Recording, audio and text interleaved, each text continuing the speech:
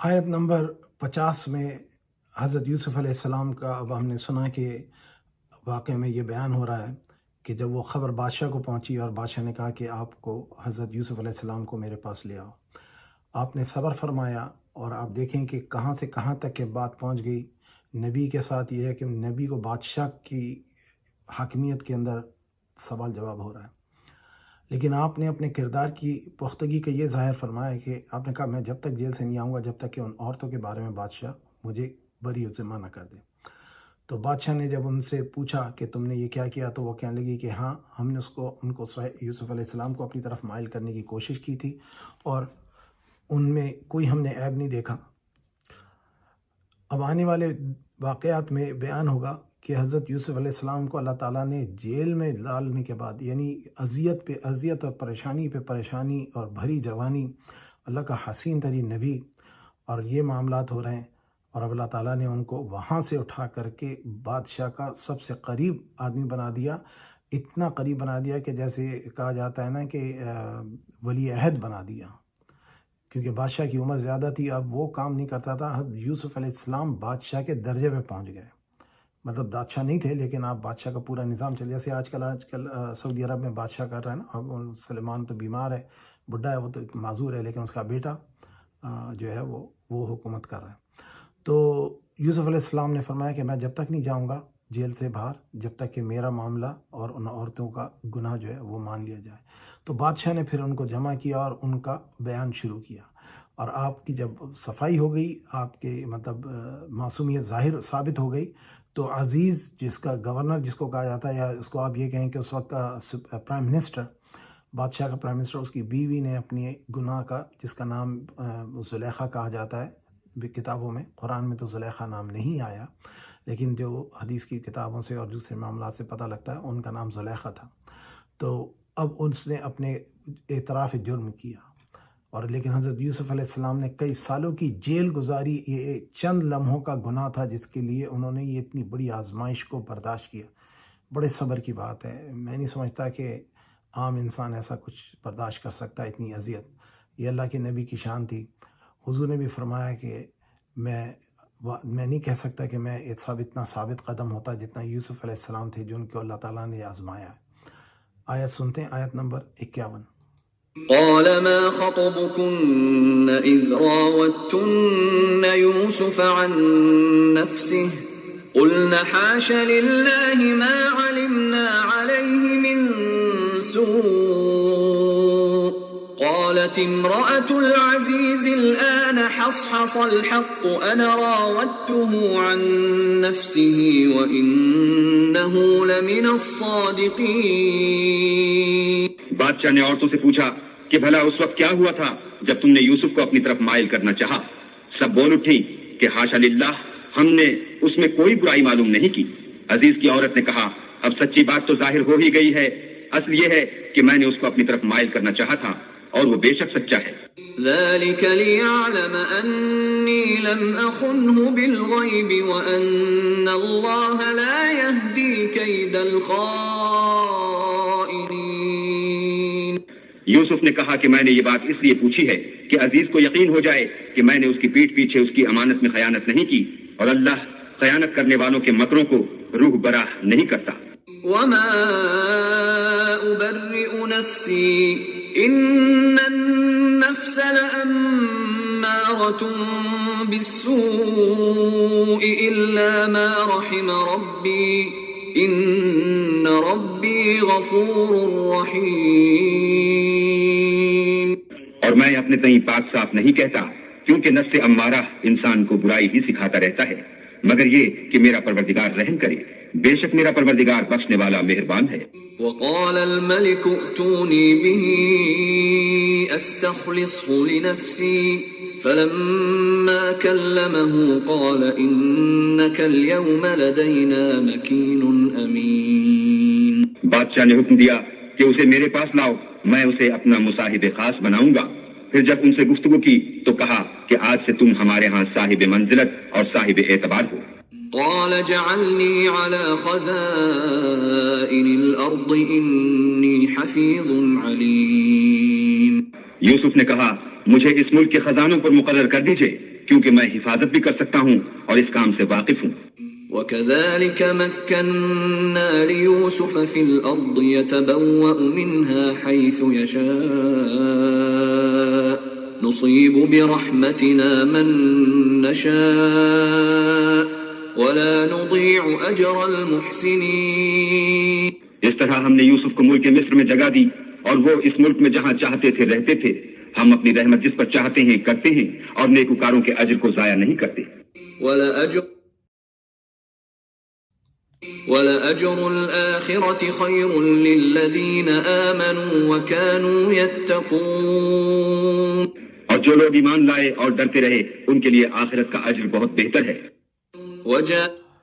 یہ آیت نمبر 57 تک کے اس بات کی وضاحت ہوئی کہ حضرت یوسف علیہ السلام اتنے سالوں کی آزمائش کے بعد اب ان کی پریشانیاں دور ہوئی ہیں اور آپ کی معصومیت کا ثابت ہو گیا. جن عورتوں نے سازش کی تھی انہوں نے اپنے جرم کا اقرار کر لیا. بندہ آزمائش میں آ جاتا ہے. اللہ تعالیٰ سب کو ثابت قدم فرمایا اور ہم سب کے جانوں کی، مالوں کی، عزتوں کی، حشمتوں کی، عفافوں کے، حیاؤں کی، ایمانوں کی حفاظت فرمائے. اور اس میں ایک آیت تھی جس کو میں وضاحت چاہتا تھا کر دوں کہ آپ نے فرمایا جب آپ کو بادشاہ نے کہا کہ آپ کو ہم منزلت اور صاحب اعتبار کرتے ہیں تو آپ نے فرمایا، حضرت یوسف علیہ السلام نے فرمایا قال جعلنی علی الخزائن الارض، سارے خزانوں کا مجھے مالک بنا دے. انی حفیظ علیم، میں حفیظ بھی ہوں، حفاظت کرنے والا بھی ہوں اور علم بھی رکھتا ہوں. اور کچھ لوگ جو نا عقل ہیں اور جن کو شعور نہیں ہے دین کا اور جو اپنے آپ کو بہت بڑا موحد کہتے ہیں، ان نالائق لوگوں نے آج کل مسلمانوں کے دلوں میں شک اور شبہ ڈالنے شروع کر دیے ہیں. اللہ تعالیٰ ان کو ہدایت عطا فرمائے. اب یہ دیکھیے اللہ تعالیٰ کی ناموں میں اللہ تعالیٰ کی صفت ہے حفیظ اور علیم، لیکن یہاں پر حفیظ بھی حضرت یوسف علیہ السلام فرما رہے ہیں میں حفیظ بھی ہوں اور علیم بھی ہوں. اب آپ کو علم کیسے ہوگا؟ علیم تو اللہ تعالیٰ ہے ساری چیزوں کا. تو اس بات کو سمجھ لیں کہ اللہ تعالیٰ اپنے بندوں کو علم عطا فرماتے ہیں. سارے انبیاء کا، اولیاء کا، مسلمانوں کا، انسانوں کا جنرلی جو علم ہے وہ عطائی ہے، اللہ تعالیٰ کی عطا سے ہے. اور جو اللہ تعالیٰ کا علم ہے وہ ذاتی ہے، اللہ تعالیٰ کسی سے لیتا نہیں ہے، اللہ تعالیٰ سب کو دیتے ہیں. تو اس بات کو وضاحت کر لیں. کوئی جاہل آدمی آپ کو یہ بولے کہ جی آپ فلاں فلاں کام کر رہے ہیں یہ شرک ہے، تو آپ یہ سمجھ لیں کہ یہ شیطان ہے، یہ انسان کی شکل میں آیا ہے. آپ اس پہ اسی وقت لعنت کر کے اس کو بولیں تو دفع ہو جائے یہاں سے. آپ دیکھیے گا انسان تو غیرت تو رکھتا ہے، شیطان بے غیرت ہوتا ہے. وہ شیطان کی جو فطرت ہے نا وہ یہ ہے کہ وہ بار بار آ کر کے آپ کو چھیڑتا ہے، بار بار آ کر کے آپ کو تنگ کرتا ہے. وہ بار بار مختلف طریقوں سے حملے کرے گا، آپ کے دل میں شک ڈالے گا جی آپ نے حضور کو بڑھا کر اللہ بنا دیا ہے، آپ نے اولیاء اللہ کو اللہ سے ملا دیا ہے، ابھی آپ نے اولیاء اللہ کی پوجا کر لی ہے، حضور کو سلام کرنا بدعت اور شرک ہے، اور آپ یا رسول اللہ نہیں کہہ سکتے. یہ ساری جو ہے نا یہ باتیں غلط ہیں، یہ جہالت ہے، یہ سراسر جہالت ہے. کیونکہ کوئی بھی بندہ کسی بھی مخلوق کو اللہ سمجھ کے نہیں پکارتا، کم از کم مسلمان نہیں پکارتا. حضور نے فرمایا مجھے اس بات پہ شک نہیں ہے کہ تم میرے بعد کفر کرو گے، لیکن ہاں تم دولت کے چکر میں پڑ جاؤ گے. اور آپ نے فرمایا میرے بعد تم شرک نہیں کرو گے. اور حضور نے فرمایا کہ میری امت سعاد اعظم کی اتباع کرے اور میری امت جو ہے وہ کفر پہ کبھی اجماع نہیں کرے گی. تو یہ جو چند جو آج کل ٹیلی ایونجلسٹ جو ٹی وی پہ گھومتے ہیں جس کا خصوصاً پاکستان میں بڑا نام ہے، ان لوگوں کو آپ سننے سے پہلے یہ سمجھ لیں کہ یہ جبھی بھی آپ سے کوئی شرک کی بات کریں اس کا مطلب یہ ہے کہ یہ جھوٹ بول رہے ہیں. اور ایک بات میں اور آپ کو اس کی بتا دوں، یہ جن لوگوں کے نام میں لے رہا ہوں یہ نام حقیقتاً یہی بات ہے ان کی. نہ مودودی صاحب عالم دین تھے، نہ فقی تھے، نہ اسرار احمد صاحب تھے، نہ یہ غامدی صاحب صاحب علم اور فراست ہیں. یہ لوگ صرف سیلف کلیم علماء ہیں. ان کو اجماع علماء میں ان کے ساتھ اختلاف ہوا ہے، جو جن کو کہا جائے مستند علماء نے کسی نے بھی ان کے قول پہ اور ان کے فعل پہ اقرار نہیں کیا ہے. تو یہ بات آپ لوگ وضاحت کر لیں کہ جب کبھی بھی ان کی آپ کوئی بات سنیں تو ان کو ان کی اپنی رائے سمجھ لیں، ان کو عالم دین کی رائے نہ سمجھیں. کیونکہ آپ اور میں بھی رائے رکھتے ہیں معاملات میں، صرف یہ ہے کہ انہوں نے خود پڑھ پڑھ کر کے اپنے طور پہ قرآن کو، دین کو سمجھا ہے. اور ان کے جو بھی ان کے پڑھانے والے تھے ان کی بھی ایک مکتب فکر تھا. تو میری آپ سے گزارش ہے اس بات پہ ذرا توجہ فرمائیں. پھر اللہ سبحانہ و تعالیٰ نے آگے فرمایا ہے کہ وَكَذَلِكَ مَكَّنَّا لِيُوسُفَ فِي الْأَرْضِ، اس طرح ہم نے یوسف کو زمین پہ اقرار اور مکان عطا فرمایا، آپ کو پورا مصر کے اب آپ بادشاہت کر رہے ہیں۔ اب غور فرمائیں کہ یوسف علیہ السلام جو کہ ایک وقت میں غلام تھے، آپ کی جان کے لالے پڑے ہوئے تھے، اور آج اللہ تعالیٰ نے آپ کو مصر کا بادشاہ کے نیکسٹ ہو گیا، اور آپ کو اصل میں بادشاہت کا ہی درجہ ملا۔ یعنی بادشاہ خود تو معذور تھا، بیمار تھا، لیکن آپ کو بادشاہ کی جگہ تمام نظام ملک کا آپ چلا رہے تھے۔ تو اللہ سبحانہ تعالیٰ نے فرمایا کہ ہم اپنی رحمت جس پر چاہتے ہیں کرتے ہیں، اور نیکوکاروں کے اجر کو کبھی ضائع نہیں کرتے۔ تو جب ہم نیکیاں کرتے ہیں، ہمارے لیے اس میں سبق یہ ہے، ہر آیت میں ایک سبق ہے کہ جب کبھی نیکی کریں اور اپنے تئیں پورا اچھا کرتے رہیں اور معاملات جو ہیں مختلف ہوتے رہیں، تو یہ مت سمجھے کہ اللہ تعالیٰ نے ہمیں چھوڑ دیا ہے یا اللہ تعالیٰ ہمیں پسند نہیں کر رہا ہے یا کسی نے جادو اور ٹونا اور یہ کر دیا ہے۔ ہمیں یہ لگتا ہے کہ ایسا ہوا ہے ہمارے ساتھ، لیکن حقیقت یہ کہ اللہ تعالیٰ اپنے نیک بندوں کو آزماتے ہیں۔ انبیاء علیہ السلام سے جو آزمائش ہوئی ہے وہ عام انسان برداشت بھی نہیں کر سکتا۔ اور اللہ سبحانہ تعالیٰ فرماتے ہیں وَالْأَجْرُ الْآخِرَةِ خَيْرٌ لِلَّذِينَ آمَنُوا وَكَانُوا يَتَّقُونَ، اور جو لوگ ایمان لائے اور اللہ تعالیٰ سے تقوی اختیار کیا، ایمان لانے کے بعد تقوی کرنے والوں کے لیے بہترین اجر ہے۔ وَالْأَجْرُ الْآخِرَةُ خَيْرٌ، تو آخرت کا اجر جو ہے وہ تو ابھی ہمیں پتہ ہی نہیں، یہ تو دنیا میں بھی حالات اچھے ہوتے ہیں بندے کے۔ اب آنے والی آیات میں ذکر ہونے والا ہے آپ کے بھائیوں کا۔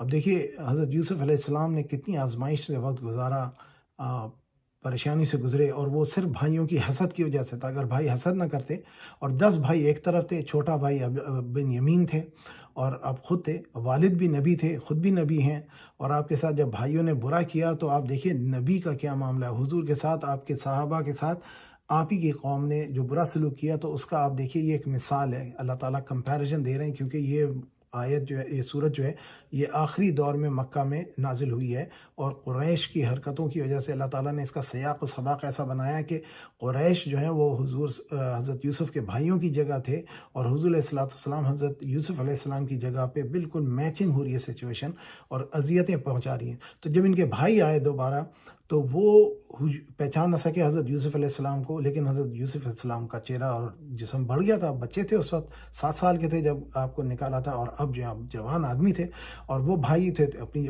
بلوغیت کی عمر کے تھے۔ تو حضرت یوسف تو پہچان گئے، یہ میرے بھائی ہیں، سوتیلے بھائی ہیں۔ آپ نے بڑا صبر کیا۔ اگر ہم میں سے کوئی ہو ایسی حالت میں بادشاہ بن جائے یا بادشاہ کے برابر پاورفل ہو جائے، تو ہم سارے اپنے بدلے نکالتے ہیں۔ آپ نے ان کو معاف کیا۔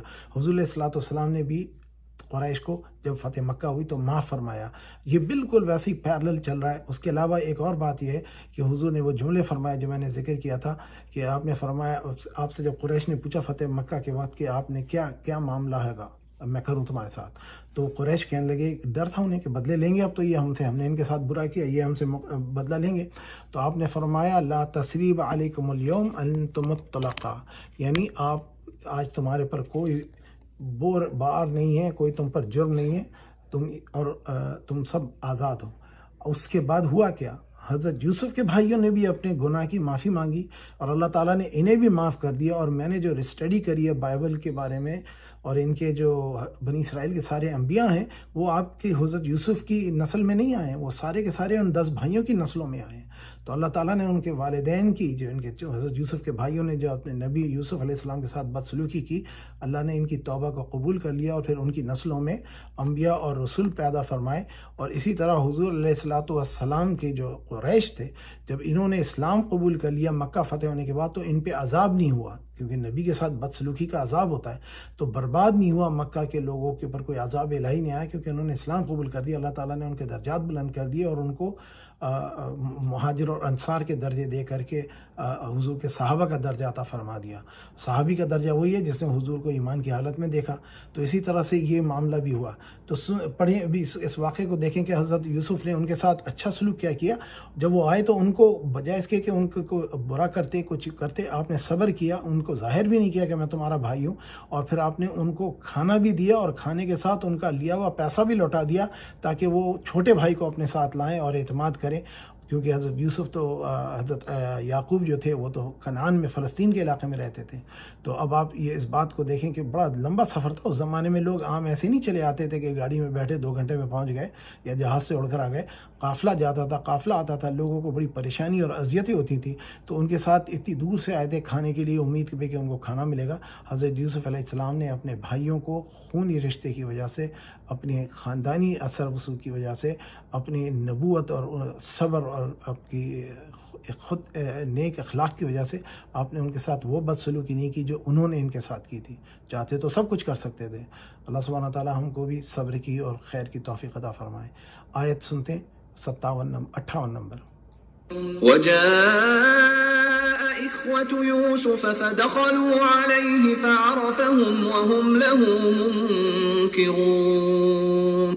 اور یوسف کے بھائی کنعان سے مصر میں غلہ خریدنے کے لیے آئے تو یوسف کے پاس گئے تو یوسف نے ان کو پہچان لیا اور وہ ان کو نہ پہچان سکے. ولما جهزهم بجهازهم قال ائتوني بأخ لكم من أبيكم ألا ترون أني أوفي الكيل وأنا خير المنزلين. یوسف نے ان کے لیے ان کا سامان تیار کر دیا تو کہا کہ پھر آنا تو جو باپ کی طرف سے تمہارا ایک اور بھائی ہے اسے بھی میرے پاس لیتے آنا. کیا تم نہیں دیکھتے کہ میں ماپ بھی پوری دیتا ہوں اور مہمانداری بھی خوب کرتا ہوں. اور فإن لم تأتوني به فلا كيل لكم عندي ولا تقربون. اور اگر تم اسے میرے پاس نہ لاؤ گے تو نہ تمہیں میرے ہاں سے غلہ ملے گا اور نہ تم میرے پاس ہی آ سکو گے. قالوا سنراود عنه أباه وإنا لفاعلون. انہوں نے کہا کہ ہم اس کے بارے میں اس کے والد سے تذکرہ کریں گے اور ہم یہ کام کر کے رہیں گے. وقال لفتيانه جعلوا بضاعتهم في رحالهم لعلهم يعرفونها إذا انقلبوا إلى أهلهم لعلهم يرجعون. یوسف نے اپنے خدام سے کہا کہ ان کا سرمایہ یعنی غلے کی قیمت ان کے شریطوں میں رکھ دو.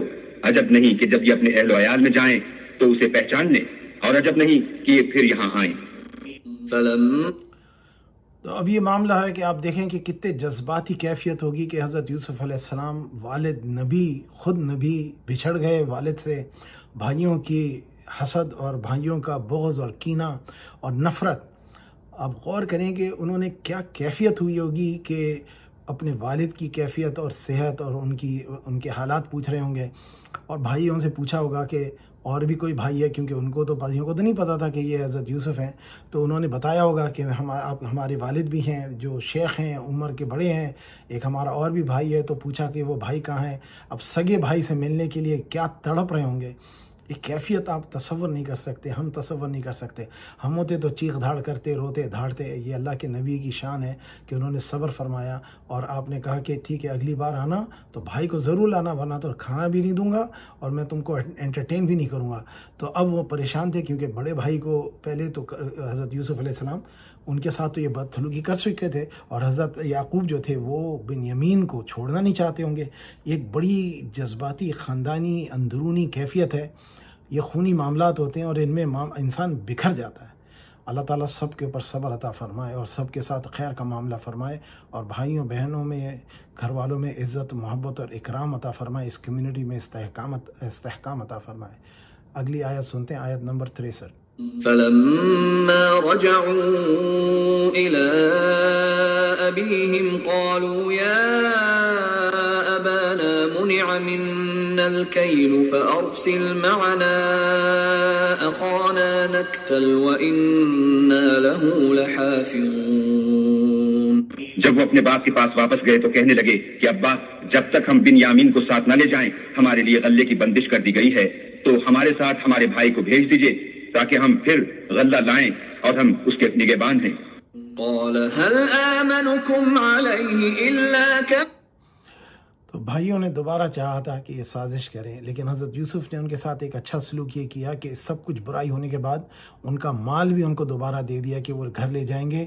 تو ان کو جب دکھے گا کہ دیکھو ہمیں کھانا بھی دیا اور ہمارے سے پیسے بھی نہیں لیے اور اس کے بعد ہمیں لوٹا دیا، تاکہ اس سے ان کا ایمان اور مضبوط ہو، حضرت یوسف کی اخلاق کا اور آپ کی نیک نیتی کا ان پہ اچھا اثر پڑے، تو آپ نے یہ بات کو جاری رکھنے کے لیے کیا۔ اب حضرت یعقوب کا مکالمہ جو ہے ان کے ساتھ سنتے ہیں۔